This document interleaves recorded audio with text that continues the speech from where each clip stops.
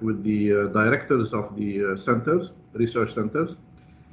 As you know, and as you are aware of the new transformations and new orientation of the university, each one of us is urged or invited to join at least one of these IRCs, interdisciplinary research centers. So this meeting will certainly help our faculty choosing the right center and the right persons to collaborate with.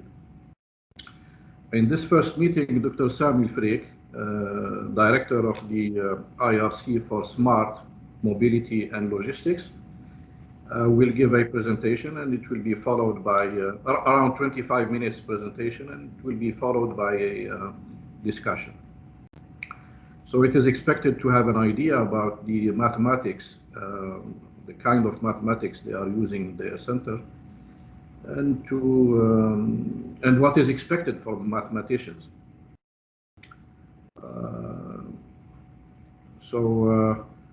I will give the floor to Dr. Sami, and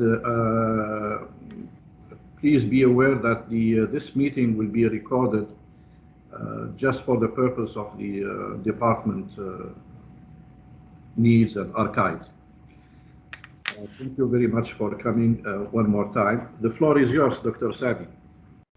Thank you very much, Dr. Nasruddin. First of all, I would like to thank you for attending, and in particular thank Dr. Hussein Lattas for his initiatives, because I think he's the first and among the maybe the small number of chairmen who reached out to us in order to see what can be done and what kind of collaboration we can have with math department. I'm also glad that I understood I am the first to present, so inshallah I will try to be concise and to the point. When I wanted to prepare my presentation, I was a little bit thinking about what should I present. So I present a couple of slides first that will try to give you an idea about the center and what we think about the center and what are the area of research. And in order to make it more less abstract, I brought some examples of research that involves different skills of mathematician, although as you know, control theory is practically math. We'll see how things will go, but these examples that I'm showing you are not project running right now in the center, and they are not limited to this, but they are ideas of what we can do. So if you allow me, I will share my slides with you, and then we can start from there, inshallah.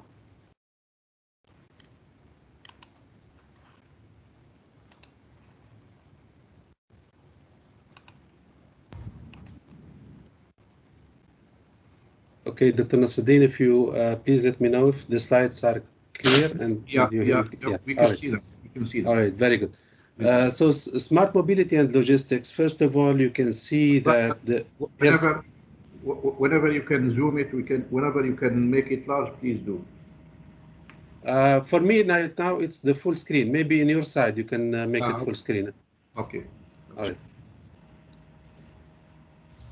So smart mobility and logistics, if you look to the title of the center already, is a compound title. It looks to different things, mobility and logistics, that are linked together, but they are big umbrellas.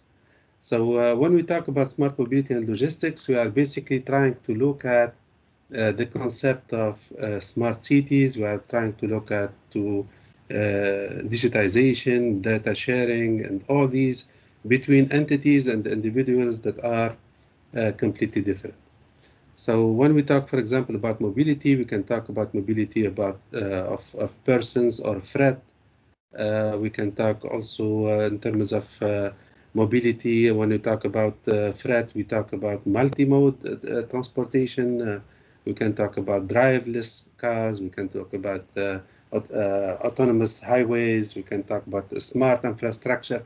So in the image that I showed you here are the link that can be between different entities. We can see that data is shared between plans between infrastructure, between cameras, surveillance, etc. What is the motivation behind that?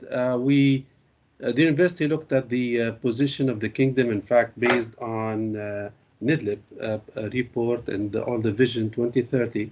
And the position of the kingdom can be, it's very strategic. In fact, it can link between different continents, and then it can be created as a hub that will first produce additive knowledge, and also be kind of a link between these continents in terms of movement and mobility.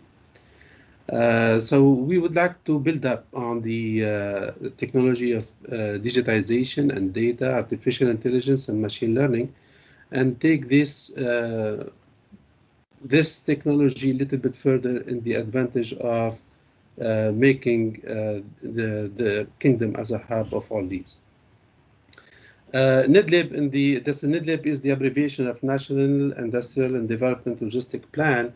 They talked about all these elements, about logistics, about the smart cities in the kingdom and in the region, in particular in the Gulf. They talked about additive research, automotive sectors, what we should do in terms of diversifying the economy. And then they had put certain objectives in their report. Also, as you know, the kingdom is we have the Hajj season, and then we need to be able to manage this between two main cities. There is also the tourism coming. There is the local consumption in terms of food, in terms of environment, in terms of logistics and movement from side to side of the kingdom. So our overall aim, we would like to develop strategies and implementation plans that will help the kingdom addressing future and grand challenges. We would like also to be able to create additive research in terms of creating economic entrepreneurial opportunities. Few questions. There's a question? Hello? No, go ahead. It seems that there's some noise from somewhere. All right. Okay. Someone is opening his mic. Go ahead, please. All right. We would like also to turn the KFUPM, of course, as the center of the smart mobility and transportation and logistics. In fact, when we look to these areas, if we work strategically and we devote our effort in this area, we'll be at the forefront of the technology. We will not be following behind. And this is something that is really very interesting. So the first thing then, when we look to these aim and objectives, we align them with NIDLIP objectives, and we find them aligned, and we made sure that our activities will then target all these areas one near the other. We prepared the vision, of course, of the center. We have the vision to make it interdisciplinary research center, and it works in smart mobility and sustainable logistics. We add the word sustainable here because we would like to make it durable, resilient to any disturbance, economic or whatever that can happen. The mission of the center, of course, we stress in the interdisciplinary part, because we think that anything that can be done in a group would be more efficient than having one particular person or one particular group focusing in one particular aspect. By putting a multidisciplinary team, you are going to look to the whole picture of a particular problem. So any particular problem can be divided in different expertise and different knowledge, and then the mix of all this can make the output more valuable. What we want to do, create knowledge, of course, this is our aim as a university, and also create innovative solutions and added value research, because this is our aim at the end. We don't want only to create, creating knowledge is by itself is very important. Creating or publishing papers is very important, but we would like to move a little bit further than this. Push these papers to be kind of a reality, a product that can be useful for the economy. We looked to this, and then we divided our work or our focus in 3 sectors. We divide them in 3 sectors, but in reality, it's a big umbrella. It can be mixed up. And for example, we divide them in transportation system. We looked at that first. So we looked at the transportation network, the infrastructure, how we are going to secure the IT and the telecommunication between the infrastructure that we have, how we are going to manage the traffic light. Is there a sensor that can be put on all these vehicles, even a bicycle, to detect collision, reduce accidents, and things like that? We also addressed the logistics of smart energy management, because whenever you have a system like this, you need to have a good plan in terms of energy, especially that the demand of electricity will be greater if you use electric vehicles, for example, with all these communication elements.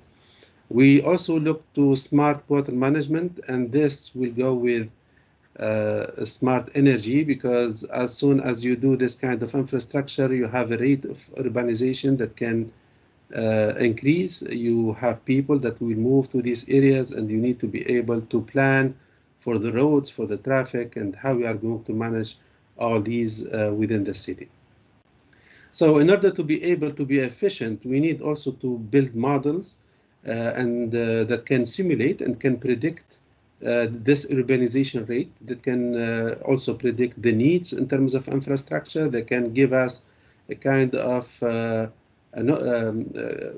what we call it, a predictive way to see what we should do in the future. We don't leave the system after building it, for example, stagnant. It has to be dynamic. It has to follow the data that is gathered from the system, from the performance of the traffic that is happening there, etc. In addition to transportation, we look to the modes of transportation. So the first one that comes out is the hydrogen mobility. There is a lot of effort right now from the Kingdom and Saudi Aramco on looking to hydrogen mobility. And in hydrogen mobility versus electric mobility, there is a big competition worldwide. And these areas are really, really hot in terms of research, in terms of focus.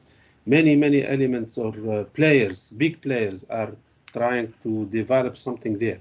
And the handicap that we are finding in hydrogen mobility and the electric vehicle is the behavior of the consumers and the convenience of these modes of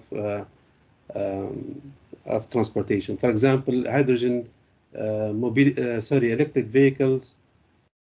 In the United States, there are maybe around 74 stations that can allow for this. Hydrogen mobility, 74 stations that can allow for this. It's focused in only one state in the United States. So if you go from one state to another, you may be stuck if you use hydrogen fueled car. Electric vehicles, they are not cheap right now. They are not convenient. The behavior of the consumers is a little bit reluctant in order to go to this kind of mode of transportation. We would like also to look to the amount of hydrogen, for example, that a car needs to take in order to move per kilometers, and then we need to look to efficiency, price. Should we go hydrogen only? Should it be hydrogen versus another fuel like diesel? We call this hybrid. Should we go with the internal combustion engine or with the fuel cells? How can we optimize the operation of these systems? How can we take, for example, a hydrogen car, and then we try to optimize the way it's consuming the hydrogen or the way they are going with fuel? So economy is part of this. It's not there in these lists, but it's behind every one of these.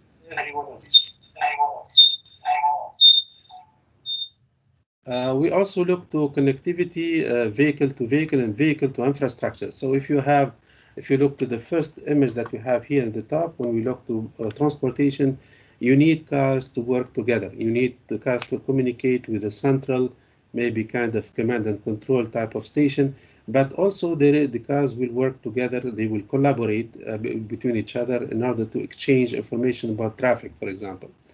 You may have some cooperative cars, you may have non-cooperative cars, and if you opt for either driverless or with a car with drivers, you need to be able to match the movement of these cars. It comes like consensus, rendezvous kind of work that needs to reach to a kind of equilibrium. If you would like to, the command and control of the cars will recommend a particular road. You don't want to make it the favorite. At that point, the congestion will be too much in this particular road. So we need to balance the load that we have in these roads, etc. So this connectivity that we have between infrastructure and vehicle to vehicle could be very important when we talk about autonomous vehicles that we can have on the road, or autonomous automated highways. Now, cars, whenever they are equipped with electronics or any other system, they are also subject to hacking, to attacks. So we need to look to communication protocols. For example, we know one of the first fleet of cars that can use vehicle-to-vehicle communication is Volvo. They are equipped with the electronics, so they can communicate with each other. And then in last 2 years, in fact, 2 years back, two people, passengers, they were able to hack the car. The driver was not able to control the car anymore. At the end, they forced him to crash. So, and they discovered that the protocol they are using, how to check that the data that you are getting is valid, is a problem. So these words like communication protocol, it may ring as COE department, for example, but I work with a company called Pratt & Whitney, and one of the things that we do to check the safety of the software is a formula that we create that will take data, different data that we have in the system, and then it will crank some numbers, and it will tell us if the numbers that we are getting is conform to what we are expecting in the formula, etc. So these communication protocols, behind them, there are mathematicians, there are formulas, and then this can be something that we have to look at. Now, when we look to all these two, we cannot forget the other part of logistics, because we have two main areas, the mobility and the logistic. And the logistics, there's now will deal with optimization of routing, how can we balance the load, how can we balance the traffic, how can we control even the production within a certain particular plant, and control the inbound and outbound logistics in terms of material and warehousing.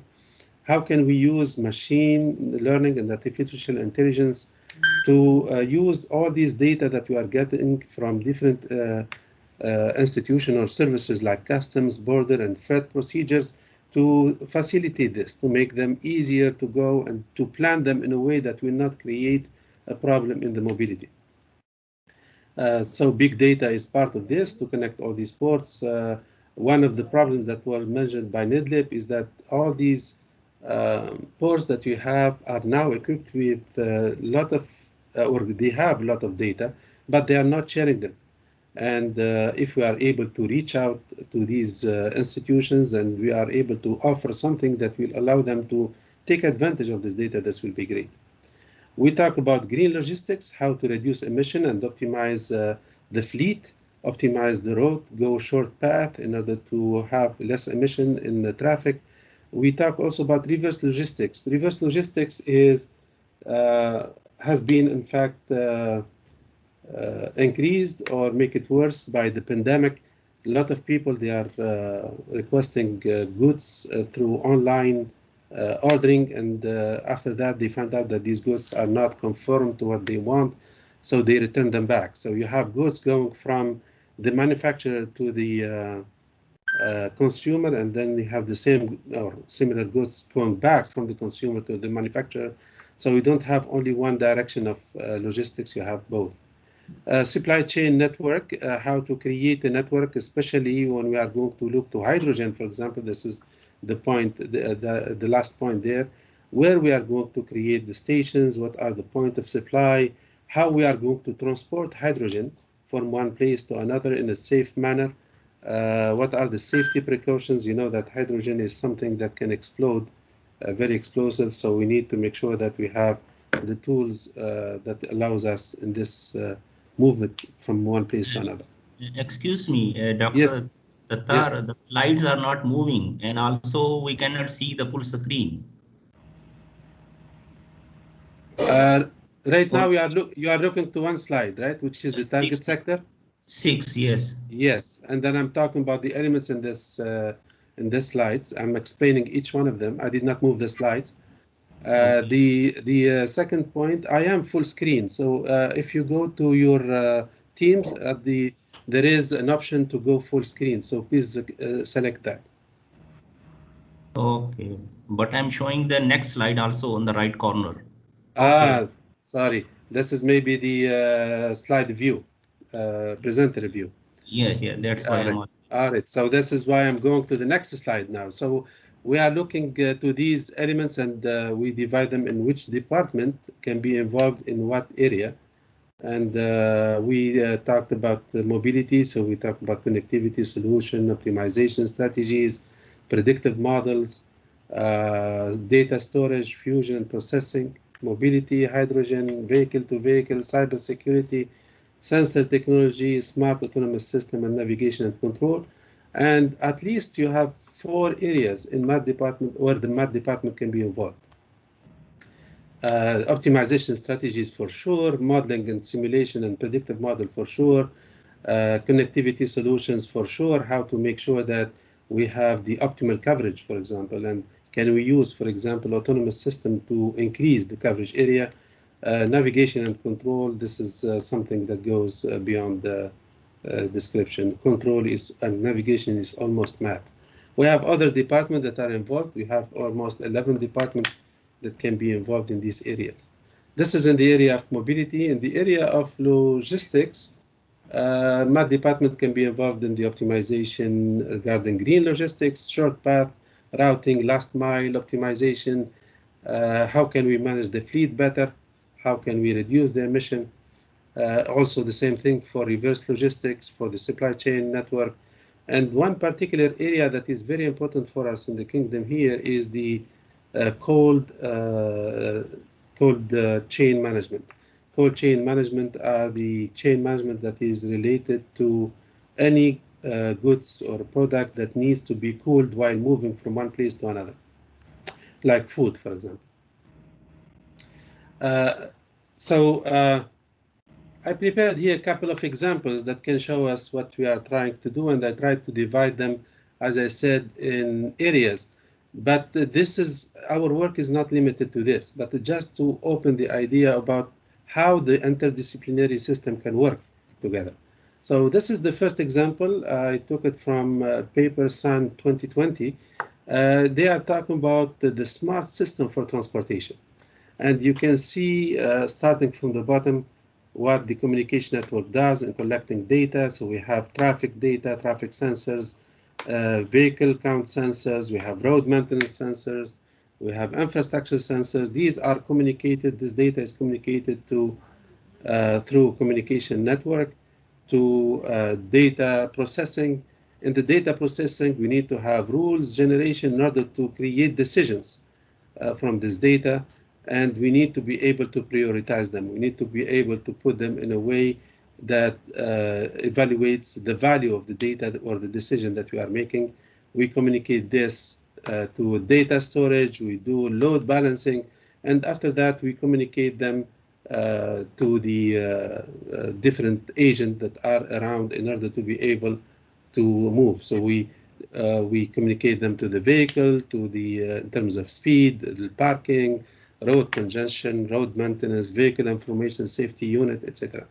So data science, for example, is very crucial here. Data science is everywhere, but in particular for us, for using the data available, what kind of rules we are going to use in order to optimize the operation of a particular system. Another one that talks about data and how to develop the short path optimization. And I added there also the feasibility condition, because most of the research that we are looking at, they are assuming that we have an ideal environment. There is no noise, there is no delay, there is no loss of packet. And then when we look to the data coming and how to extract the decision from there, we need to be able to take this into account.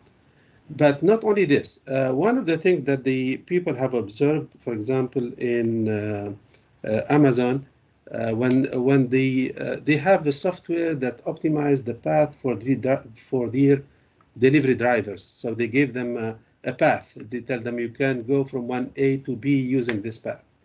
But they discovered that some of the drivers at particular times, they don't follow this advice, they follow another path.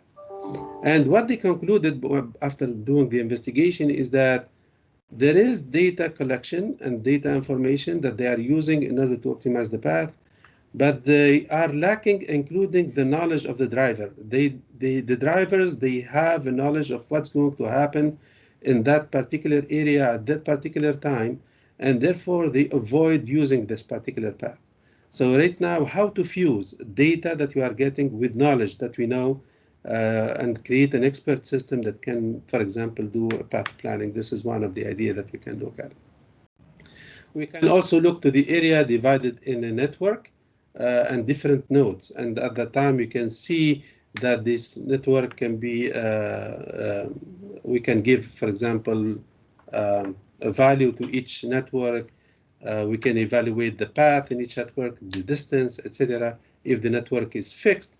And if you add cars in this, then the network will be mobile. It will be also changing with time, and the structure of the network can be different.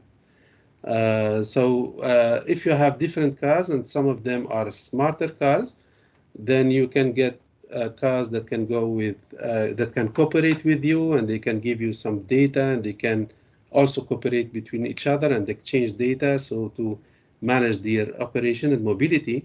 But you can also non-cooperative cars that can, from the other side, don't exchange data with you, and maybe they interrupt the exchange. Maybe they are not equipped with the exchange of data, and they need to take them into account. So if you have a driverless cars, for example, or driver car, you need to be able to allow him to navigate better within the city or move. And this will call for cooperative and non-cooperative game theory type of skills. So if you have this, you can work in this area, and there are many things that we can use in order to make sure that we have a good load balancing, and we have also an optimized path. From vehicle to vehicle, we look to distributed type of information system. So we assume that each system can be independent, it can have its own controller, and we would like these systems to communicate together. So when we have this, we create kind of a network. This network, the length of this network, people working in the graph theory may already link to this very quickly, but each one of the link can be given a value that depends on the communication intensity. If it's interrupted, it will be 0. If one of the car fails or parks, it will be modifying the network. So these kind of graphs are dynamic, and they can be also random. Anytime a vehicle can join the network, and then you need to be able to work on this. You need to be able to manage them. Platooning is one of the problems also, especially in automated highways, how the cars can be drive in a platoon type of movement rather than formation type of movement. And we would like to make sure that these cars will go always safe. The front car will communicate any obstacles with the one behind, so you will be able to avoid collision and reduce accident, and still going with automated highways. There are many other things. For example, the what if question that we are talking about. What will happen if the communication network fails? So if you build your system based on that, and you have a failure on the communication network or failure in the data, you have a breach, can you have mechanism for safety where your system can still work, maybe at reduced operation performance, but it can still work in a safe manner? So these are something that requires also a kind for a backup plan, maybe kind of discrete event system that can be used, automata system that can be used in order to model this kind of things. So what I give you here are just examples. They are not limited to this, what we are doing in the center, but they are areas that are of interest right now. All right, so these are the questions and challenges that we are looking at. First of all, how can we build, for example, a mobility and transportation system that will allow people to communicate more efficiently? Can we have a model that can simulate the future of the future and see the needs of the kingdom in a particular area? and then plan for it. What do you call it in time, so we are able to have the infrastructure ready when we want to have it. Can we have or create new transportation services that can be an added value to what the kingdom is producing here? How can we be ready for the future mobility and logistics? And can we connect all the stakeholders together? So there are many questions like that that we are looking at in terms of challenges, but the most important thing is the 2, 9, and 10 that I'm putting in the slide. What will be the structure of the center that leads to knowledge creation, and what will be the structure of the center that leads to value creation? And these 2 questions, I personally found them very important. It needs, of course, to be multidisciplinary, but it needs also to be dynamic. It cannot be static. We cannot create a static structure of the center, because this will not adapt to the changing environment. We cannot also disconnect from the department, faculty, or students. So the center has to evolve as the university planned, within departments, within the faculty, having focused research, etc. in these areas. My vision of this, I first divided the research in different areas. The first one will be applied research, kind of system integration. I think by system integration, we will be able to learn about the technology, the limitations that are available. We are going to be able to follow the rate at which the technology is changing, so we'll be able to be at the forefront of the knowledge in this area. And this will open our eyes looking to the limitations, to what kind of applied research we can develop, and what system we can develop, and what proof of concept can be developed from us in order to improve a particular product or a particular service or a particular type of tool that is available for the economy. We cannot also forget the fundamental research. This is our bread and butter, so we need to have this for mobility, and we need to have this for logistics. Fundamental research is something that we should not forget. But we need to be able to create a model where we can move gradually from just publishing papers to something that will be of added value to the kingdom.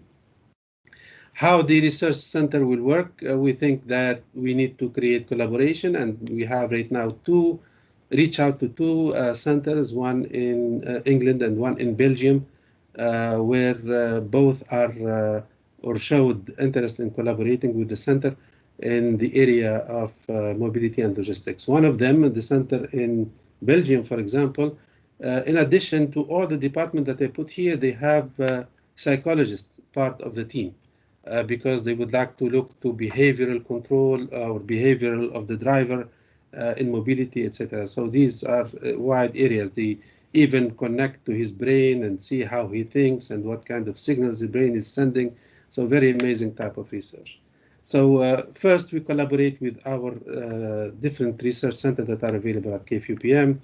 We look also to UAE. There is the Center for Autonomous Systems. We reach out to them, and they are very glad to have been. Khalifa University, International, I talked about it. And then we are working in finding partners in the government and non-government sectors. We have already 3 companies that showed interest, and they are working with us in preparing a workshop that talks about smart mobility and logistics. The research will be divided in 4 main areas: fundamental research, applied research, and proof of concept. And then also we would like to include student, either graduate or undergraduate, in order to motivate the research and disseminate knowledge.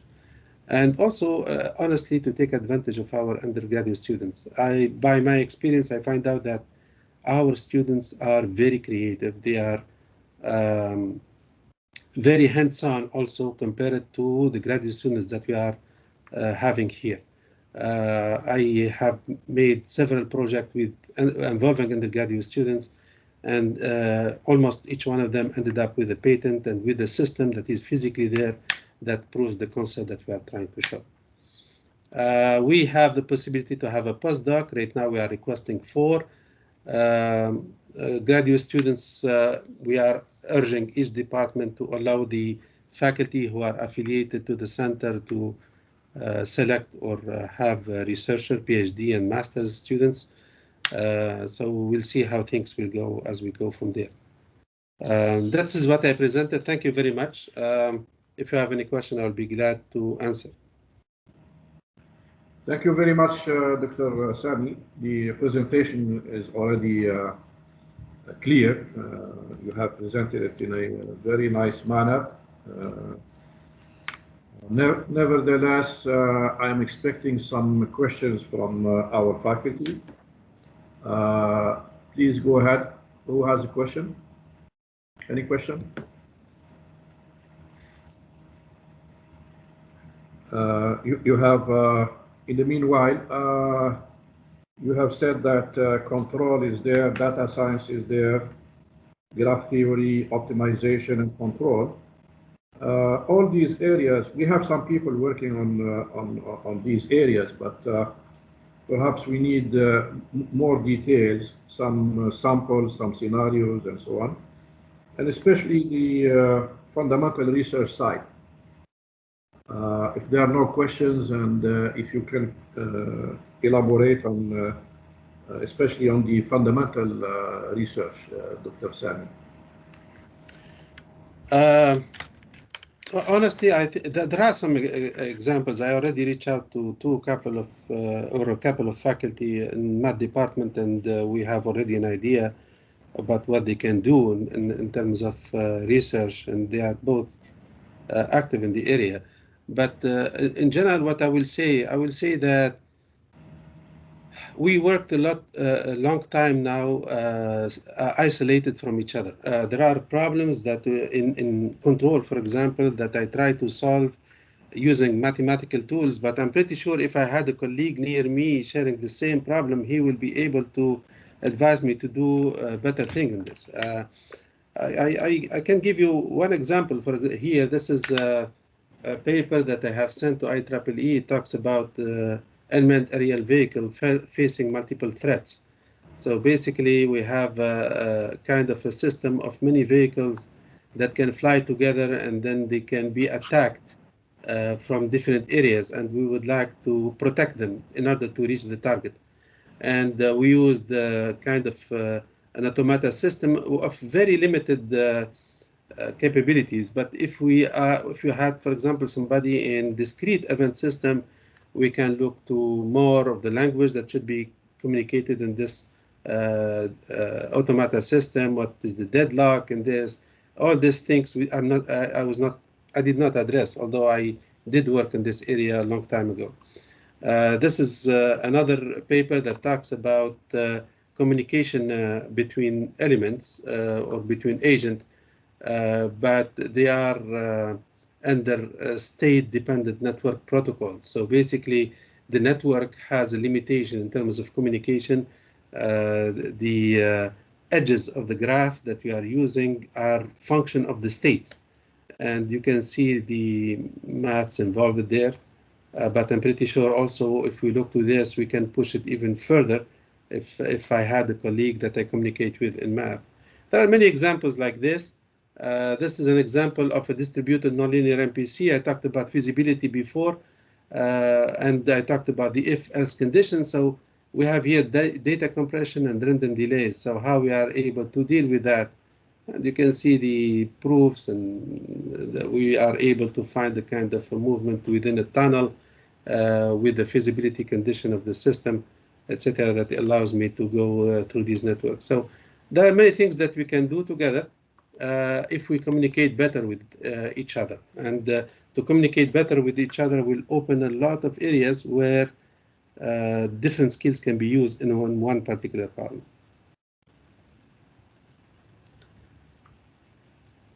Yeah, thank you, Dr. Sami. Any question from Dr. Muhammad? Muhammad? Assalamu alaikum. Wa alaikum assalam wa rahmatullahi wa barakatuh. Thank you, Dr. Sami, for this nice presentation and very informative. But I have some questions. First, as far as I understand, first one has to join a center. Let's say I am interested in your center. Of course, I will have to apply. There will be some templates we have to, and for formation and so on, formality that we have to follow. And also, I have a student, a graduate student, and I'm not sure how the student. So once I am, is there a different way that the student to be in the center, or once I am accepted as a member of the center, my student will be also, because I am planning, I'm interested for my student, and her interest is really to do something multidisciplinary. This is part one. The second part is if you have an idea, what will be the workflow within the center? So you have the center and you have the members, and then let's say someone, you or some senior researcher or one, there is a problem that will be, what would be the workflow in that case? Is it just using the same old method, which is just to propose a project through the center, and it is still also depends on the faculty that he has to initiate the idea, to propose his idea, and then, or is there a different way of a workflow, a different workflow within the center? And thank you very much once again. Thank you very much for this. These are two important questions. The first one, when you join the center, you are not detached from your department nor your student. Your student, and you still are linked to your student. If your research is already well aligned with the center focus, then you continue also on the same research. If it ends up with the same output or deliverables that are aligned with the center. Even the scholarship that is given to the PhD student, right now the university will cover 50%, the center will cover 50%, but later on the center also can have, or you can hire some PhD student directly linked to a particular project in the center, and the center can take full responsibility of the scholarship. So the dynamic is very flexible. You are not detached from your student, you are still there, and this is the beauty of this new model. It's not the same thing as DRI before, where everybody stays isolated in a particular corner, and their students are not mixed with us in the department, etc. This is in terms of the first question. The second question in terms of research, I give you an example. This year, for example, we started and we did not, and we are still fresh. We took a project from DSR. We looked to the proposal that people or faculty have submitted to DSR, and we have looked to those who are close to the center. And then we asked them to work with us in the center and to join the center with the research project. So they continue on the same path, but with this particular proposal. So there are different ways to handle the proposals. Some of them will go through a formal proposal and reviews, and some of them could be just an idea. For example, I come to Dr. Salim or Dr. Muhammad, and I tell them, okay, can you please, I have an idea. There is a problem here. I think if we do this, it will work. And then if they think about it and they find that the idea is good, they can prepare just an abstract with deliverables, with the date, they solidified their plan, and then this just will go as a project. We don't have to go through the same bureaucratic process as before. So the research, we would like to encourage the innovation rather than trying to reproduce things that were before. We would like also to lead, so sometimes we need to keep the information within the center. We need the work also to be rigorous, so this is something that the group of faculty working together will be responsible of. Of course, the director of the center is responsible of that too, and the chairman is responsible of that too, so there is a chain of responsibility. that will only allow us to make sure that when we are committed to something, we deliver. We trust our faculty. Most of our faculty, this is their behavior, so this should not be an issue at all. Did I answer your question, Doctor? Yes, thank you very much. Yes, it is clearer now. Thank you. Thank you. Okay, thanks, Dr. Sami. Thanks, Dr. Muhammad. Any other question?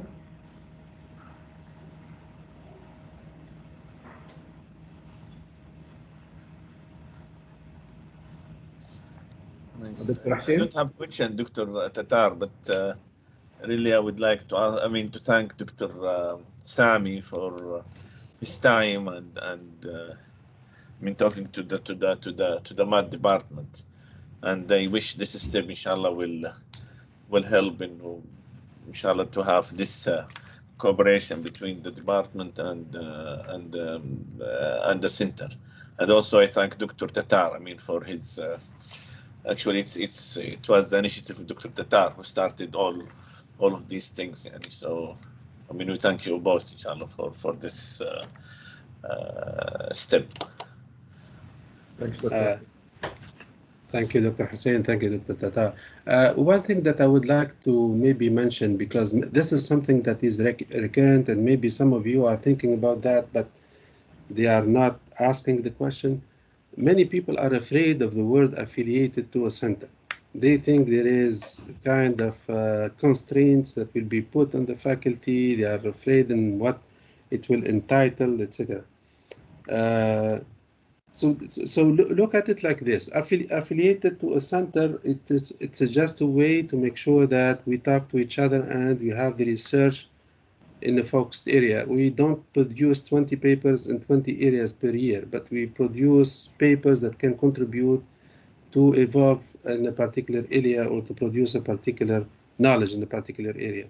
We work together. I don't see, for example, a faculty in COE working in control of automated system and the faculty in system engineering working in control of automated system and the faculty in math looking in a problem similar, and they don't communicate with each other. They have no idea what the other one is doing, and they don't merge their knowledge together in order to even in terms of quality of publication, in terms of product, it will be great. So this is the idea of affiliation. There is nothing else.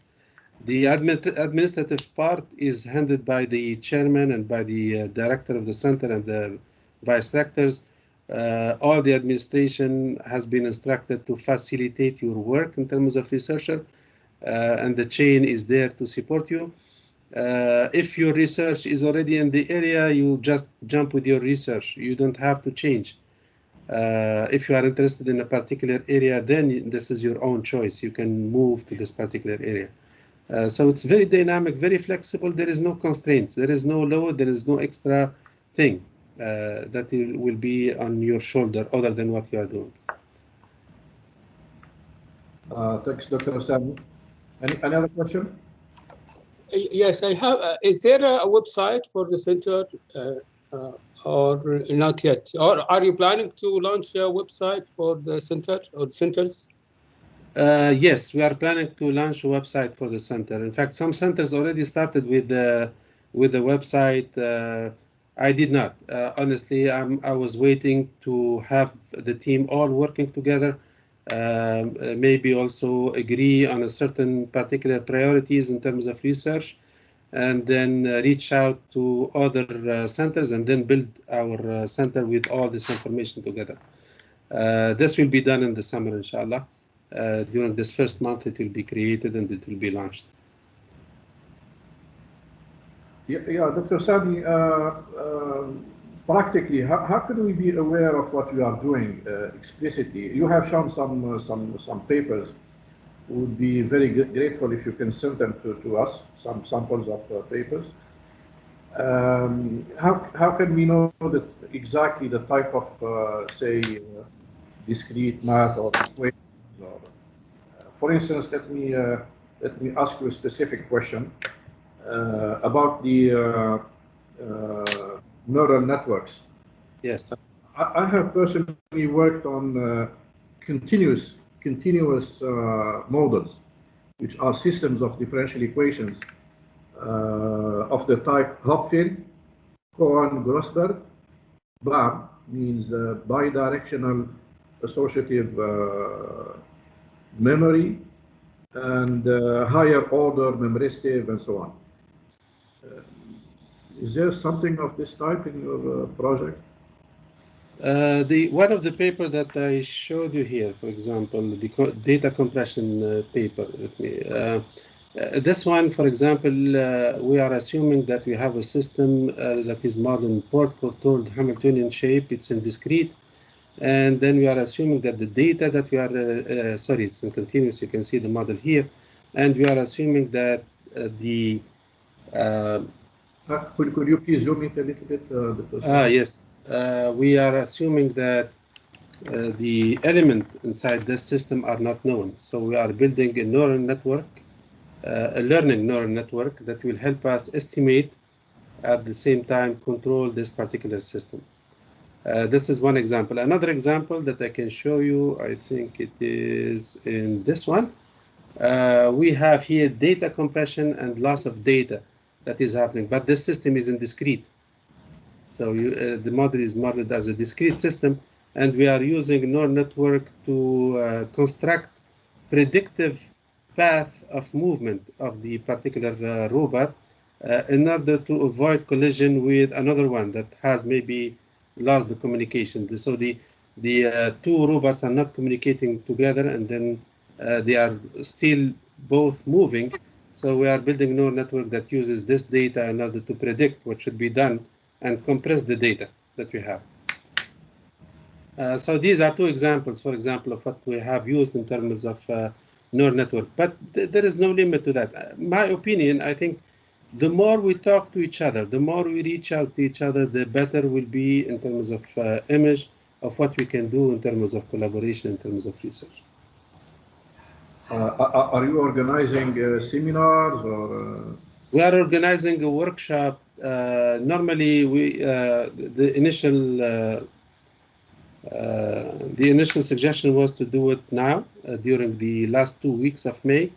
But we prefer to do it at the reporting period during the period of the 2 weeks of August, because we would like all the faculty to be here, and we would like also to create momentum in terms of research.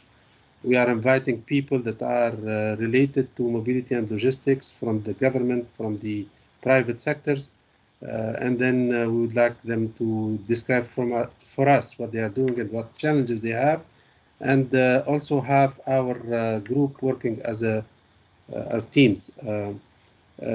Next week, I have also a meeting with a center in smart mobility in Belgium, and we are meeting with the researcher groups in order to see what type of research we can collaborate together. So if any faculty is interested in the center and he would like to join this meeting, just send me an email and I can include him, and he can see what type of problem these centers are facing and what type of things we can do together. Yeah, please do inform us of whatever projects you have, so that we can have an idea. Sure, sure. Yeah. Thank you, Dr. Sami. Any other question, guys? Dr. Munder is not here. He's working on graph theory.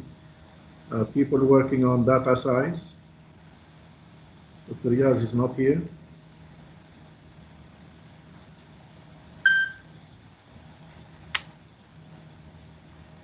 Dr. Qasim, please go ahead. Assalamu alaikum. Thank you so much for the presentation.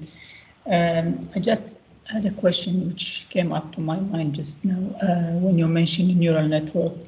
Do you use different types of neural networks, or you focus on specific types? And do you use it as for training purposes as a black box, or no, you study the theory behind it? Thank you so much. You're welcome. Thank you, Dr. Qasim. I will answer with one sentence. Forget about what I'm doing with neural network.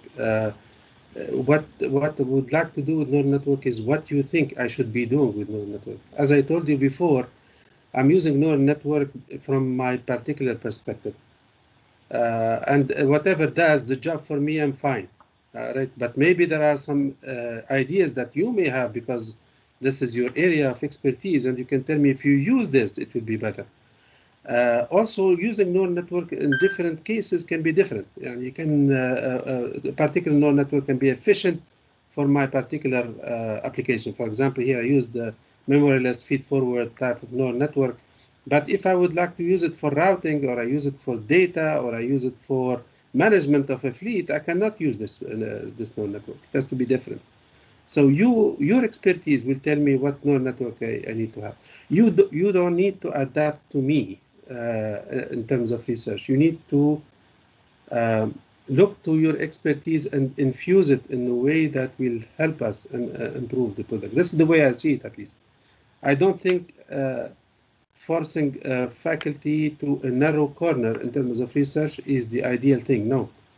The best thing is that you sit with me and you tell me, you are using feed-forward neural network and it's doing the job for you, but I tell you that based on my expertise, if you use this, you can achieve better performance, better this, better that, and we can do it together. And then we jump on the idea. That's it. I hope I'm clear, Dr. Hassan.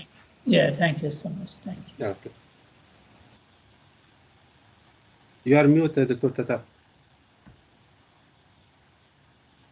Dr. Tatar, you are on mute. Thanks, Dr. Hassan. Thanks, Dr. Yeah, you are very clear, Dr. Sami. The problem is with us is that we are working on theoretical problems and we don't know the application. And therefore, we cannot tell you if you can achieve better performance with the models we are working or not, because we don't know the application. We are just working on the existence, uniqueness, approximations of solutions, things like that. Yeah. Asymptotic behavior of solutions and things like that. So perhaps I'm thinking about organizing a workshop where we as mathematicians will show you the models, the problems we are working on, the techniques we are using, and you as directors of the centers and members of the centers, you can tell us where our models can be applied. I agree. I agree that maybe now it's not clear in terms of what kind of application we can have to a theoretical background. But just to tell you, when I did my master's degree and PhD degree, I was working in the electrical engineering department, in the automation department. And my problem was to look to, in master, was to look to the power system and try to optimize and manage the load. And in the PhD, it was in flexible manufacturing system. And my professor, he selected the problem of stochastic systems that I need to take into account. And I did not have the background for that. So he sent me in the master and the PhD to take courses. And I took all these courses in a math department. I was sitting with math student and the PhD student while I was an engineer. And when I went to the professor at the first lecture and I told him, please be lenient with me because I'm an engineer, he laughed and he told me, welcome. So I know how the mathematician think, and I know also in what type of depth in terms of analysis a mathematician can go in. I think the best thing for us is this kind of communication. We sit together, we talk together, we look to this. A partial differential equation may seem to you as an equation, but if you talk to me, I can tell you this is heat, this is the space, this is a rod, this is something, this one represents elasticity, this one represents that. So I can add to it. And then you can look at me and you say, this point that you are saying elasticity, it should be less than this value in order to make the system converge. And this will be a design problem for me. So you understand this communication has to work together. I don't think people who worked at Google and they made Google who it is right now. And in terms of mathematician, they were thinking at a certain time to build equations that will help in searching within database, online database, and optimize the number of heat and how many data you can get if you make a search. But when they sat with data science people, with computer, they sat with the physics, they talked to each other, they communicated, then they were able to use this kind of knowledge. So I think the discussion and communication, we just open the doors. Don't think about what I'm doing now, what you are doing now. We may be very, very close in terms of research. You cannot imagine how close we can be. But the fact that we are not talking, we are not projecting this link, and then we are not able to detect that we can complement each other. Yeah, I cannot agree more, Dr. Sami. Thank you very much. Yeah, indeed. So this is just a first meeting, and we need to talk more. We need to work more and explore the possibilities of having a common ground of collaboration and so on. So I think that it would be nice to schedule another meeting with all your members and our interested faculty. Sure. Right after the reporting period, right after the workshop. This does not prevent individuals, our faculty, to contact Dr. Sami and discuss with him, discuss with his the other members of the center.